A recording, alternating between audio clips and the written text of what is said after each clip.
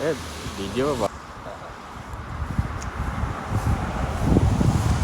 बसेर खायो भन्छ जीवनमा पहिलोपटक हिउँ देखेको साह्रै रमाइलो लाग्यो हिउँसँग खेल्न पाउँदा साह्रै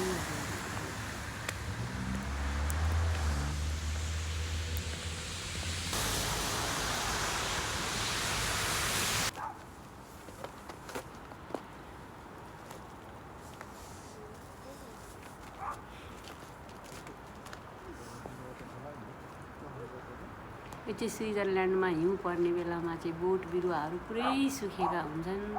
तर घमाइलो दिन हुन्छ हिउँ चाहिँ परिरहेको हुन्छ साह्रै मनमोहक दृश्य थियो म चाहिँ गेमाइन्डे जाँदै थिएँ हाम्रो नेपालीमा गेमाइन्डेलाई चाहिँ गाविस भन्छन् यो स्विजरल्यान्डको चर्च हो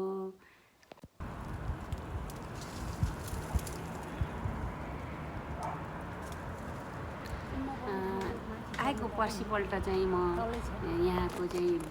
सिटी गएको थिएँ ठुलो सिटी त्यसलाई चाहिँ स्टार्ट भन्छन् जर्मन भाषामा त्यहाँ माथि चाहिँ टापु रहेछ त्यो टापुबाट चाहिँ हामी बसेको सबै सिनहरू देखिने साह्रै रमाइलो सिन देखिने त्यहाँबाट चाहिँ स्विजरल्यान्डको नैनो वेटिङ्गेन र बादन बजार हेरेको साह्रै रमाइलो लाग्यो मैले यी दृश्यहरू अवलोकन गरिरहँदा मभन्दा परतिरका घरहरू पुरै हिउँले ढाकेका छन् लाग्छ कि सेतै फुलेका फुलहरू जस्ता यो चाहिँ धेरै माथि छौँ यो चाहिँ स्विजरल्यान्डको एकदिन हामी स्विजरल्यान्डको जर्मनतिरको प्रस्थानमा लागेको थियो त्यहाँनिर चाहिँ 50 स्विजरल्यान्डमा अनि त्यस होटलमा हामी खाँदाखेरि त्यहाँ चाहिँ मान्छेले सर्भिस नगरिकन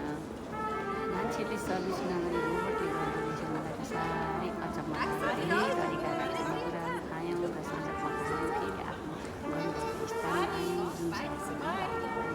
यहाँ चाहिँ साँझ पका साह्रै रमाइलो दृश्य देख्यौँ रहेछ यो क्रिसमसको बेलामा त यहाँ दीपावली जस्तो रमाइलो हुँदो रहेछ